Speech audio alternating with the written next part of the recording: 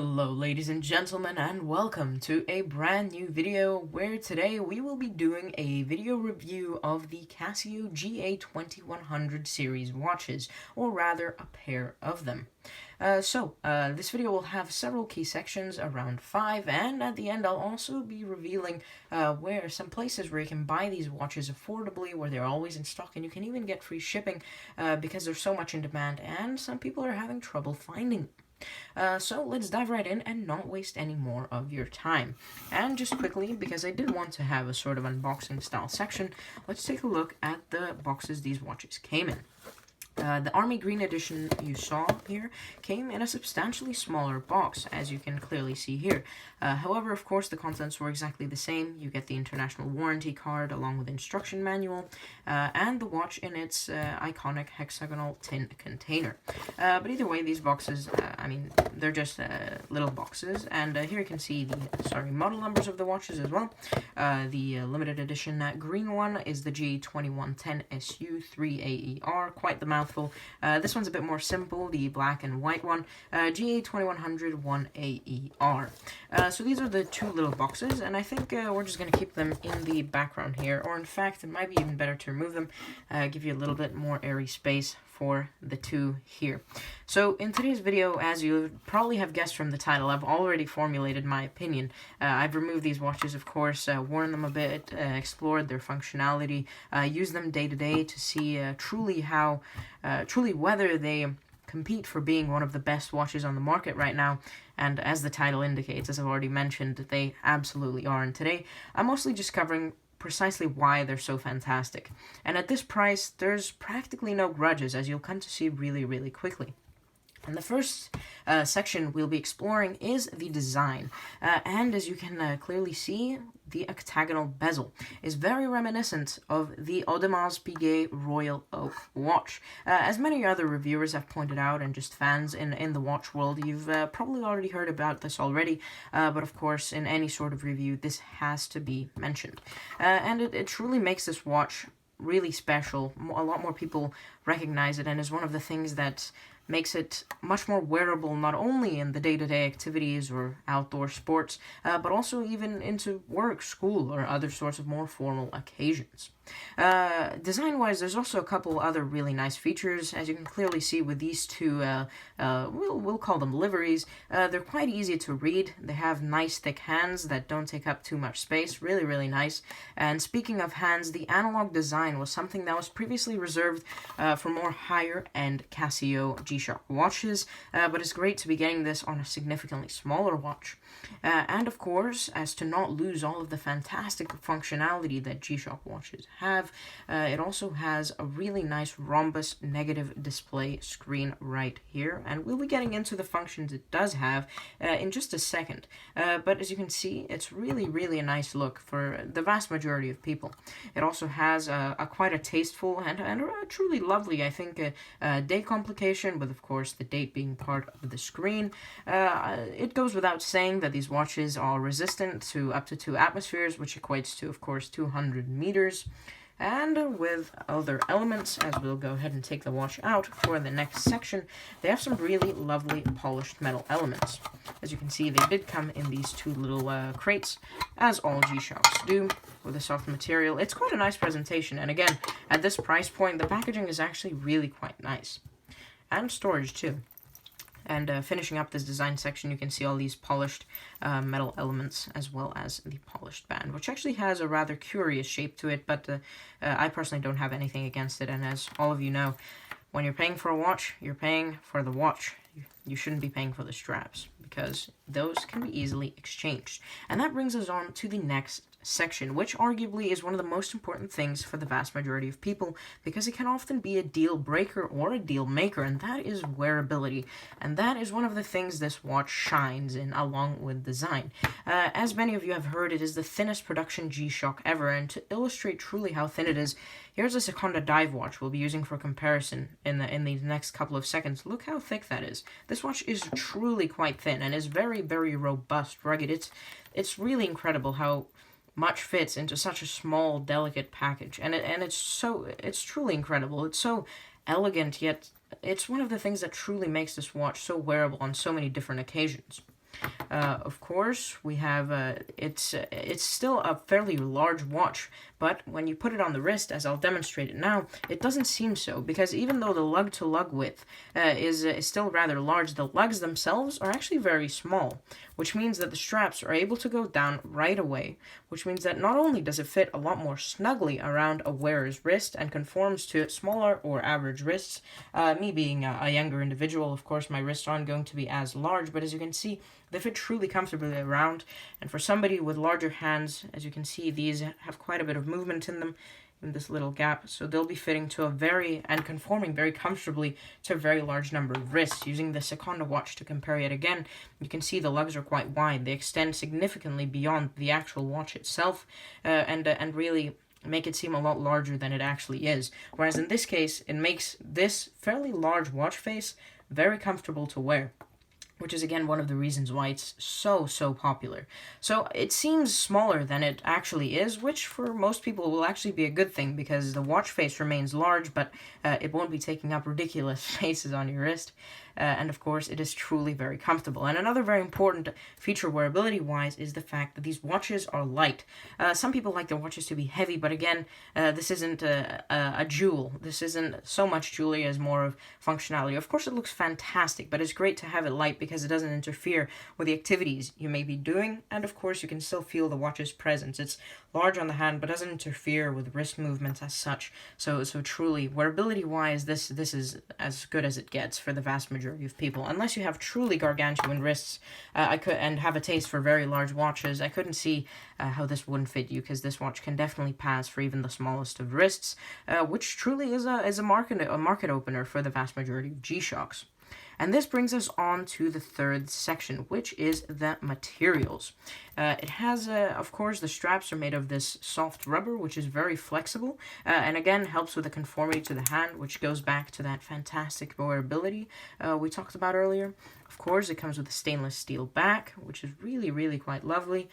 Polished buckle and button elements, which again add to the sort of slightly more premium look, less so the sort of rugged toughness of that all G-Shocks possess. Of course, it maintains that, but this sort of complements that.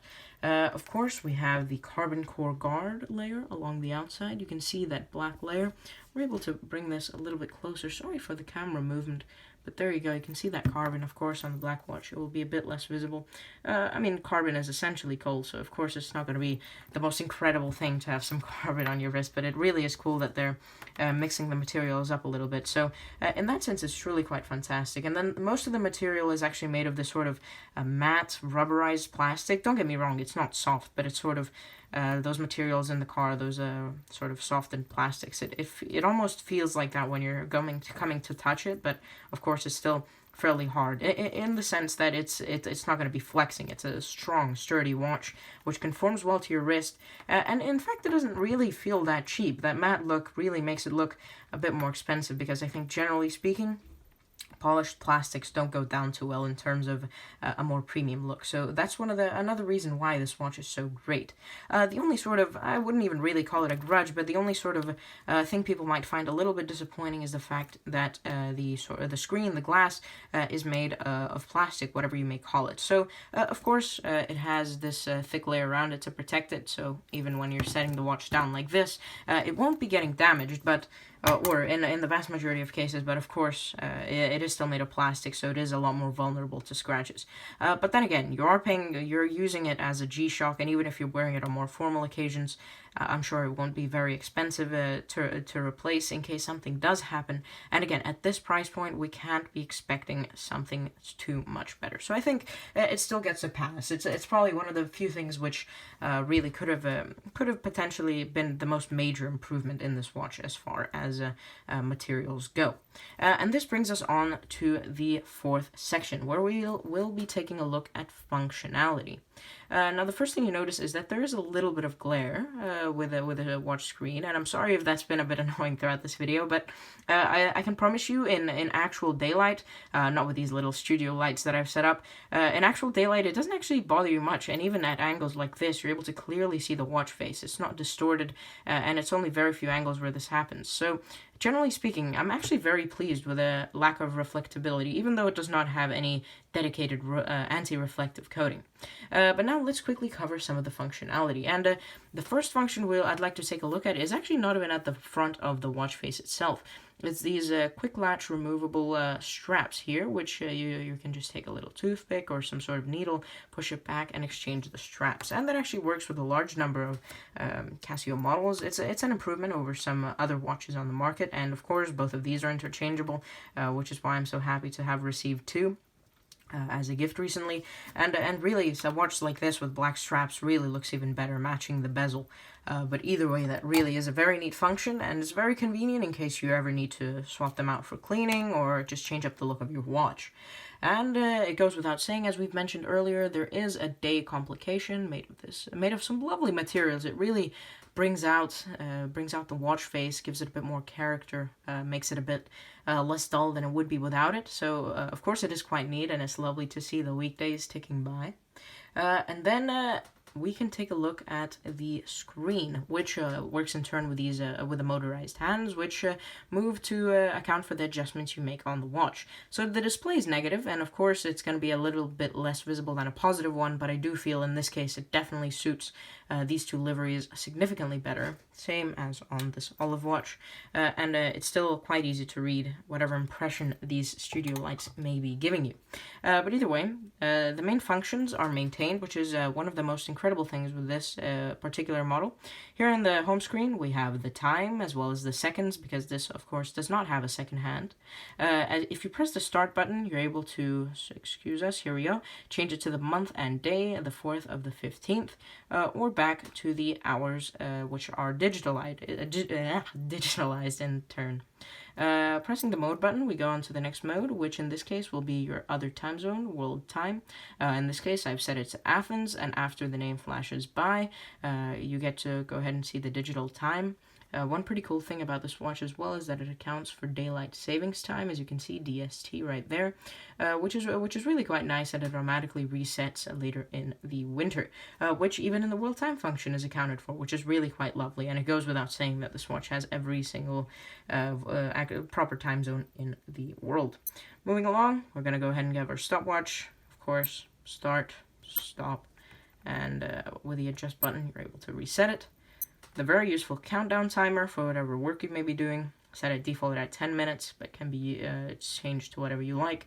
Again, starts counting down, stop, and adjust.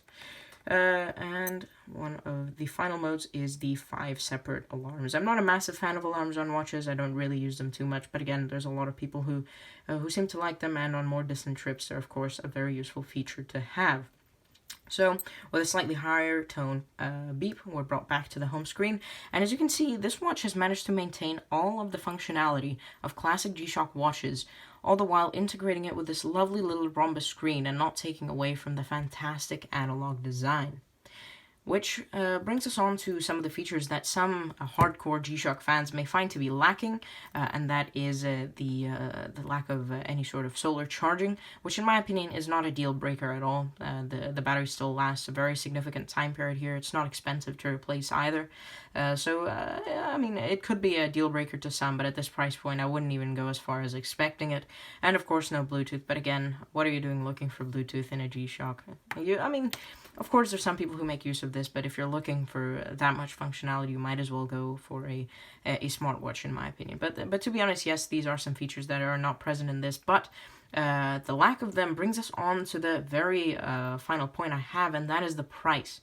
You can easily pick almost all of these models up for around $100, around $100 new, which really basically shrugs off the lack of any of those aforementioned features, and really makes this watch incredible for the price. I mean, with this design, these materials, this much functionality, and just the sheer quality of production, I mean, no sort of residue inside of the watch face, lovely production quality. I mean, prints are perfectly on center. This watch truly is incredible. No scratch marks, no anything.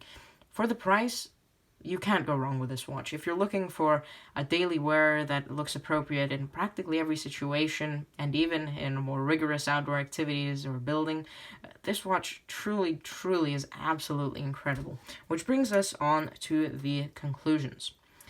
The watch has a beautiful design made of unique, good materials, all the while not sacrificing any functionality and being affordable.